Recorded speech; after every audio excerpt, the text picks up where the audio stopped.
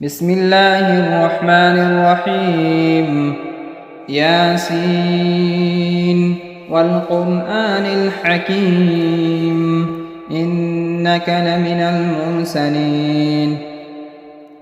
على صراط مستقيم تنزيل العزيز الرحيم لتنذر قوما ما أنذر آباؤهم فهم غافلون لقد حق القول على أكثرهم فهم لا يؤمنون إنا جعلنا في أعناقهم أغلالا فهي إلى الأذقان فهم مقمحون وجعلنا من بين أيديهم سدا ومن خلفهم سدا فأغشيناهم فهم لا يبصرون وسواء عليهم أأنذرتهم أم لم تنذرهم لا يؤمنون إنما تنذر من اتبع الذكر وخشي الرحمن بالغيب فبشره بمغفرة وأجر كريم إنا نحن نحيي الموتى ونكتب ما قدموا وآثارهم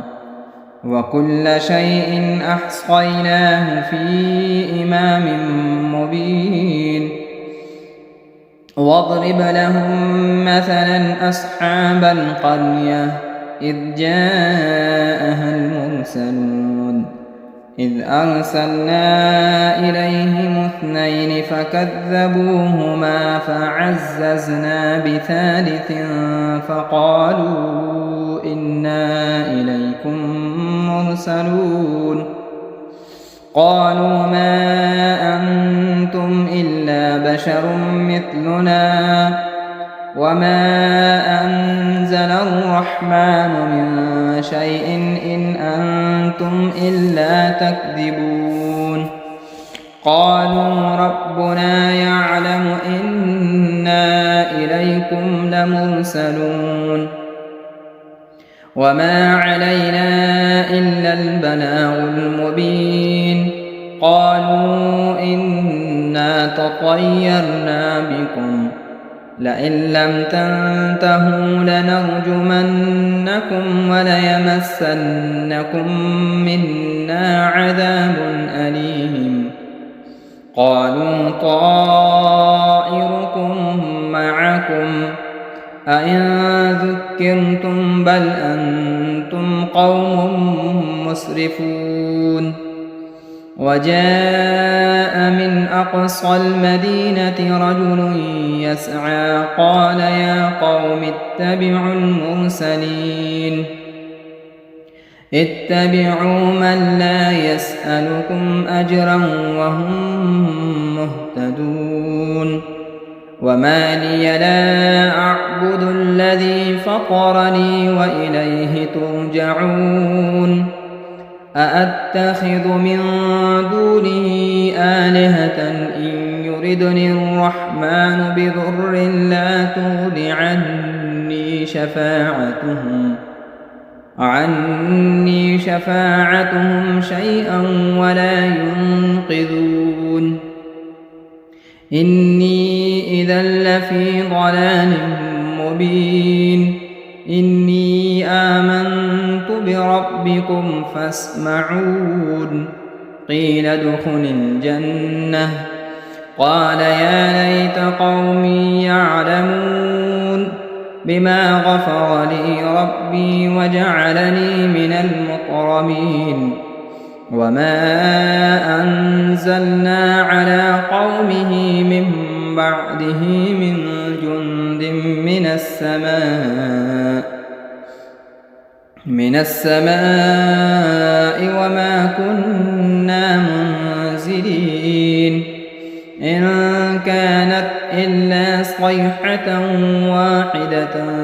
فإذا هم خامدون يا حسرة على العباد ما يأتون يأتيهم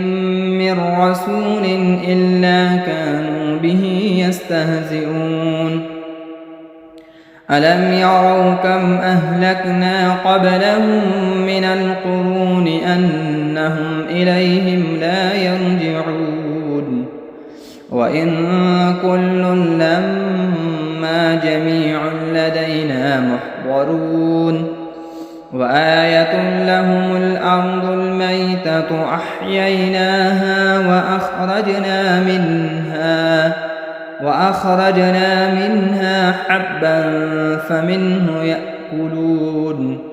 وجعلنا فيها جنات من نخيل وأعناب وفجرنا فيها من العيون ليأكلوا من ثمره وما عملته أيديهم أفلا يشكرون سبحان الذي خلق الأزواج كلها مما تنبت الأرض ومن أنفسهم ومما لا يعلمون وآية لهم الليل نسلخ منه النهار فإذا هم مظلمون والشمس تجري لمستقر لها ذلك تقدير العزيز العليم والقمر قدرناه منازل حتى عاد كالعرجون القديم لا الشمس ينبغي لها أن تدرك القمر ولا الليل سابق النهار وكل في فلك يسبحون وآية لهم أنا حملنا ذريتهم في الفلك المشحون وخلقنا لهم من مثله ما يركبون وإن نشأ نغرقهم فلا صريخ لهم ولا هم ينقذون إلا رحمة منا ومتاعا إلى حين وإذا قيل لهم اتقوا ما بين أيديكم وما خلفكم لعلكم ترحمون وما تأتيهم من آية من آيات ربهم إلا كانوا عنها معرضين وإذا قيل لهم أنفقوا مما رزقكم الله قال الذين كفروا للذين آمنوا أنطعم من لو يشاء الله أطعمه إن أنتم إلا في ضلال مبين ويقولون متى هذا الوعد إن كنتم صادقين ما ينظرون إلا صيحة واحدة تأخذهم وهم يخصمون فلا يستطيعون توصية ولا إلى أهلهم يرجعون ونفخ في الصور فإذا هم من الأجداث إلى ربهم ينسلون قالوا يا ويلنا من بعثنا من مرقدنا هذا ما وعد الرحمن وصدق المرسلون إن كانت إلا صيحة واحدة فإذا هم جميع لدينا محضرون فاليوم لا تظلم نفس شيئا ولا تجزون إلا ما كنتم تعملون إن أصحاب الجنة اليوم في شغل فاكهون هم وأزواجهم في ظلال على الأرائك متكئون لهم فيها فاكهة ولهم ما يدعون سلام قولا من رب رحيم وامتازوا اليوم أيها المجرمون ألم أعهد إليكم يا بني آدم ألا تعبدوا الشيطان إنه لكم عدو مبين وأن اعبدوني هذا صراط مستقيم ولقد أضل منكم جبلا كثيرا أفلم تكونوا تعقلون هذه جهنم التي كنتم توعدون اصلوها اليوم بما كنتم تكفرون اليوم نختم على أفواههم وتكلمنا أيديهم وتشهد أرجلهم بما كانوا يكسبون ولو نشاء لطمسنا على أعينهم فاستبقوا الصراط فأنى يبصرون ولو نشاء لمسخناهم على مكانتهم فما استطاعوا مضيا ولا يرجعون ومن نعمره ننكسه في الخلق أفلا يعقلون وما علمناه الشعر وما ينبغي له إن هو إلا ذكر وقرآن مبين لينذر من كان حيا ويحق القول على الكافرين أولم يروا أنا خلقنا لهم مما عملت أيدينا أنعاما فهم لها مالكون وذللناها لهم فمنها ركوبهم ومنها يأكلون ولهم فيها منافع ومشارب أفلا يشكرون واتخذوا من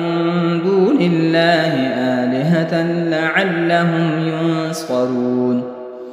لا يستطيعون نصرهم وهم لهم جند محضرون فلا يحزنك قولهم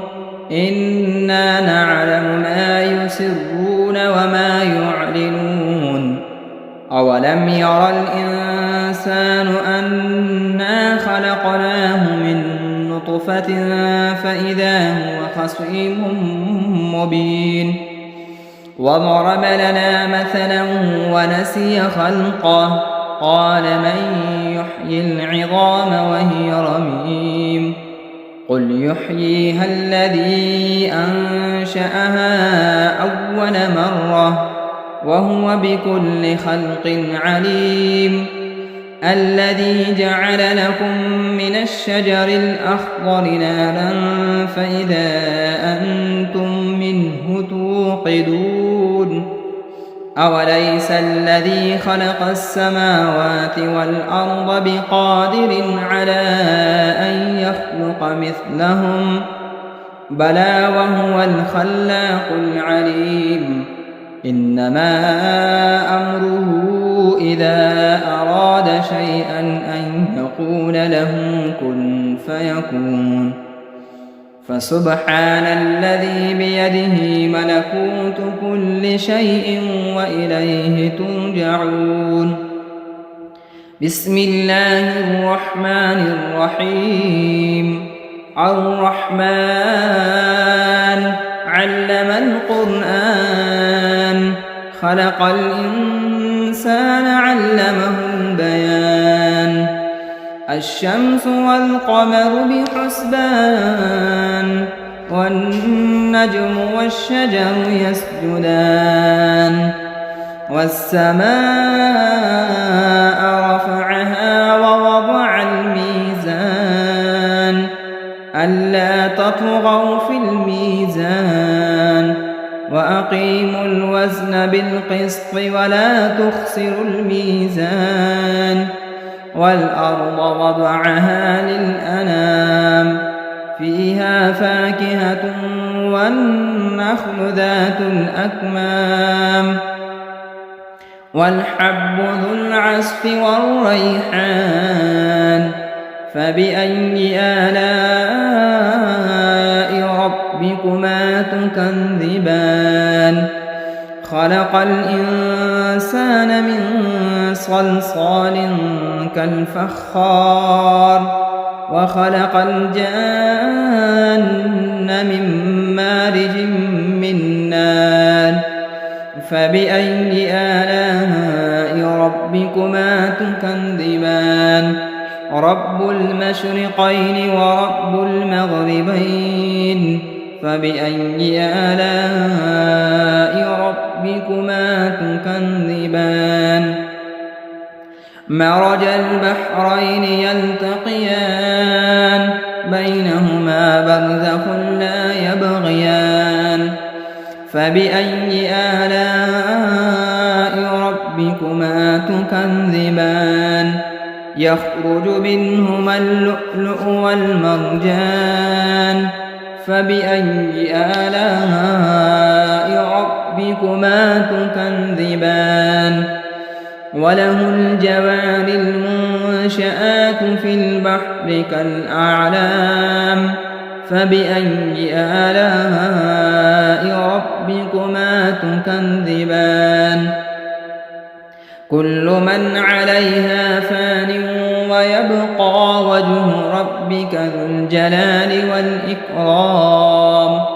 فبأي آلاء ربكما تكذبان يسأله من في السماوات والأرض كل يوم هو في شأن فبأي آلاء ربكما تكذبان سنفرغ لكم أيها الثقلان فبأي آلاء ربكما تكذبان يا معشر الجن والإنس إن استطعتم أن تنفذوا من أقطار السماوات والأرض فانفذوا لا تنفذون إلا بسلطان فبأي آلاء ربكما تكذبان يرسل عليكما شؤاد من نار ونحاس فلا تنتصران فبأي آلاء ربكما تكذبان فإذا انشقت السماء فكانت وردة كالدهان فبأي آلاء ربكما تكذبان فيومئذ لا يسأل عن ذنبه إنس ولا جان فبأي آلاء ربكما تكذبان يعرف المجرمون بسيماهم فيؤخذ بالنواصي والأقدام فبأي آلاء ربكما تكذبان هذه جهنم التي يكذب بها المجرمون يطوفون بينها وبين حميم آن فبأي آلاء ربكما تكذبان ولمن خاف مقام ربه جنتان فبأي آلاء ربكما تكذبان ذواتا أفنان فبأي آلاء ربكما تكذبان فيهما عينان تجريان فبأي آلاء ربكما تكذبان فيهما من كل فاكهة زوجان فبأي آلاء ربكما تكذبان متكئين على فرش بطائنها من استبرق وجنى الجنتين دان فبأي آلاء ربكما تكذبان فيهن قاصرات الطرف لم يطمثهن إنس قبلهم ولا جان فبأي آلاء ربكما تكذبان كأنهن الياقوت والمرجان فبأي آلاء ربكما تكذبان هل جزاء الإحسان إلا الإحسان فبأي آلاء ربكما تكذبان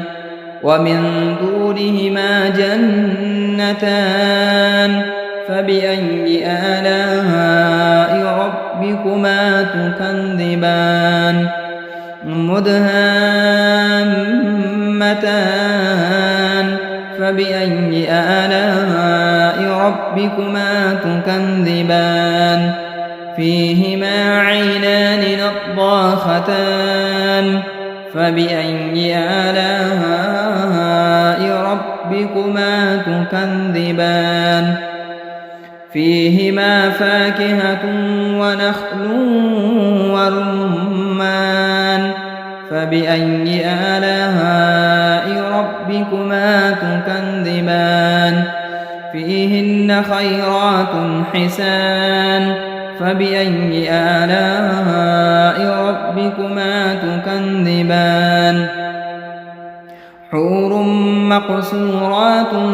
في الخيام فبأي آلاء ربكما تكذبان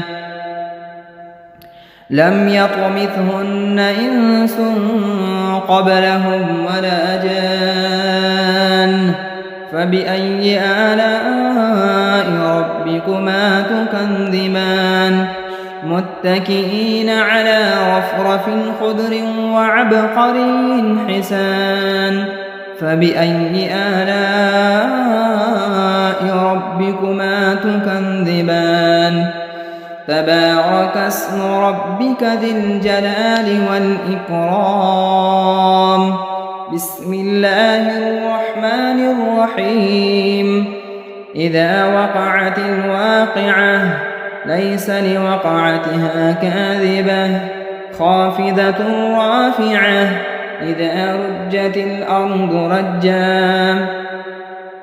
وبست الجبال بسا فكانت هباء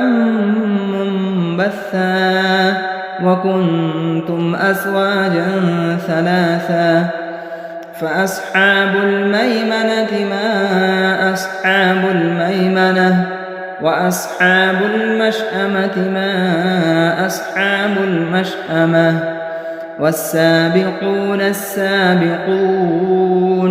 أولئك المقربون في جنات النعيم ثلة من الأولين وقليل من الآخرين على سرر موضونة متكئين عليها متقابلين يطوف عليهم ولدان مخلدون بأكواب وأباريق وكأس من معين لا يصدعون عنها ولا ينزفون وفاكهة مما يتخيرون ولحم طير مما يشتهون وحور عين كأمثال اللؤلؤ المكنون جزاء بما كانوا يعملون لا يسمعون فيها لغوا ولا تأثيما إلا قيلا سلاما سلاما. وأصحاب اليمين ما أصحاب اليمين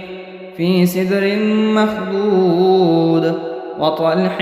ممدود وظل ممدود وماء مسكوب وفاكهة كثيرة لا مقطوعة ولا ممنوعة وفرش مرفوعة إنا أنشأناهن إنشاء فجعلناهن أبكارا عربا أترابا لأصحاب اليمين ثلة من الأولين وثلة من الآخرين. وأصحاب الشمال ما أصحاب الشمال في سموم وحميم وظل من يحموم لا بارد ولا كريم إنهم كانوا قبل ذلك مترفين وكانوا يصرون على الحنث العظيم وكانوا يقولون أئذا متنا وكنا ترابا وعظاما أئنا لمبعوثون أو آباؤنا الأولون قل إن الأولين والآخرين لمجموعون إلى ميقات يوم معلوم ثم إنكم أيها الضالون المكذبون لآكلون من شجر من زقوم فمالئون منها البطون فشاربون عليه من الحميم فشاربون شرب الهيم هذا نزلهم يوم الدين نحن خلقناكم فلولا تصدقون أفرأيتم ما تمنون أأنتم تخلقونه أم نحن الخالقون نحن قدرنا بينكم الموت وما نحن بمسبوقين على أن نبدل أمثالكم وننشئكم فيما لا تعلمون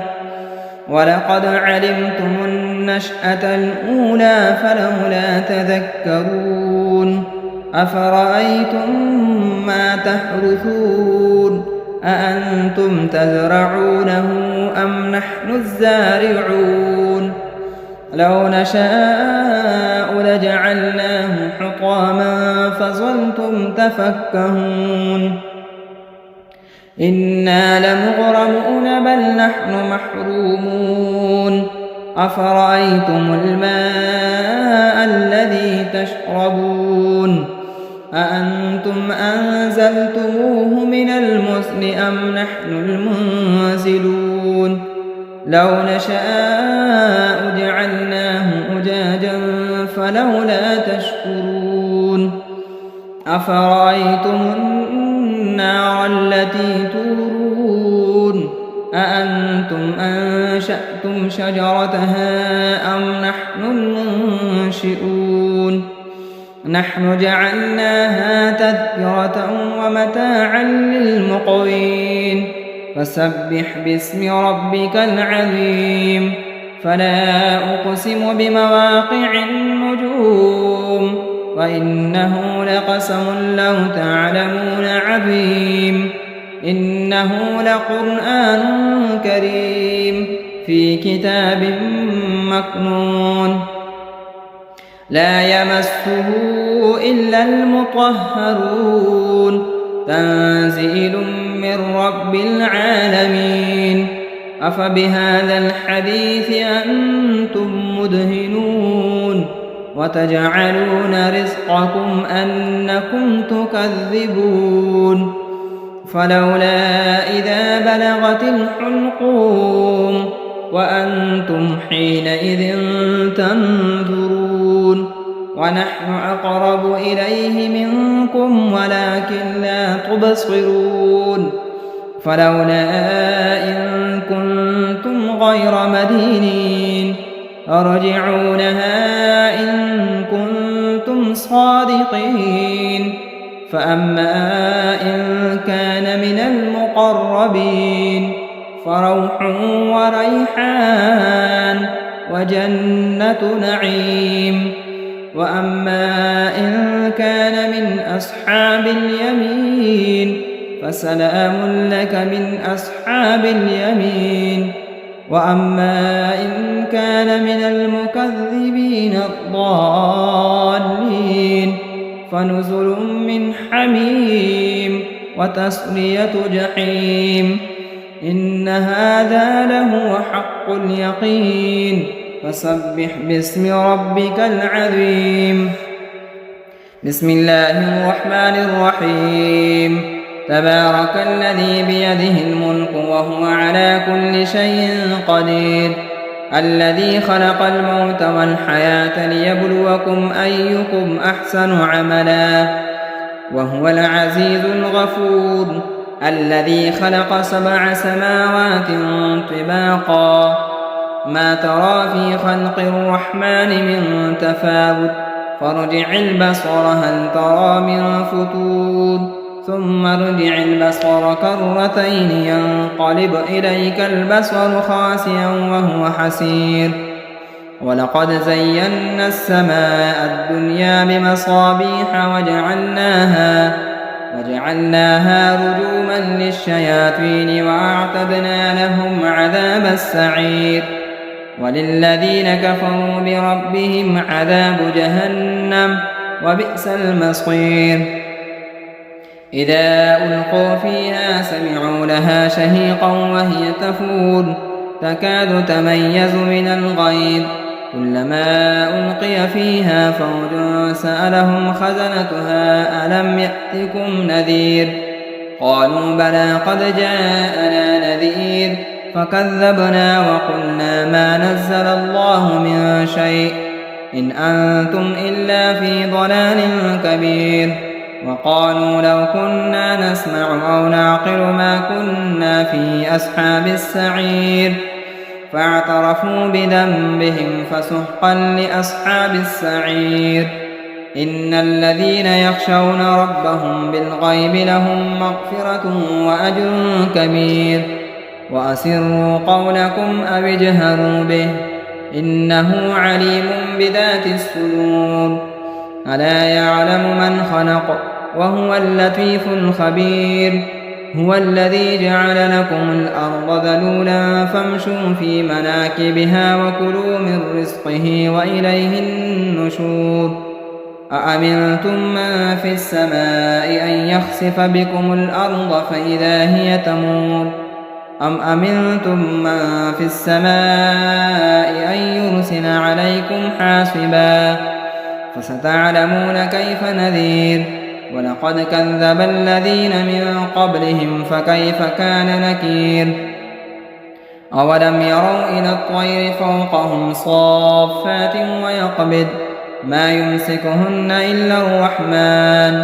إنه بكل شيء بصير أمن هذا الذي هو جند لكم ينصركم من دون الرحمن إن الكافرون إلا في غرور أمن هذا الذي يرزقكم إن أمسك رزقه بل لجوا في عتو ونفور أفمن يمشي مكبا على وجهه أهدى أمن يمشي سويا على صراط مستقيم قل هو الذي أنشأكم وجعل لكم السمع والأبصار والأفئدة قليلا ما تشكرون قل هو الذي ذرأكم في الأرض وإليه تحشرون ويقولون متى هذا الوعد إن كنتم صادقين قل إنما العلم عند الله وإنما أنا نذير مبين فلما رأوه زلفة سيئت وجوه الذين كفروا وقيل هذا الذي كنتم به تدعون قل أرأيتم إن أهلكني الله ومن معي أو رحمنا فمن يجير الكافرين من عذاب أليم قل هو الرحمن آمنا به وعليه توكلنا فستعلمون من هو في ضلال مبين قل أرأيتم إن أصبح ماؤكم غورا فمن يأتيكم بماء معين صدق الله مولانا العظيم.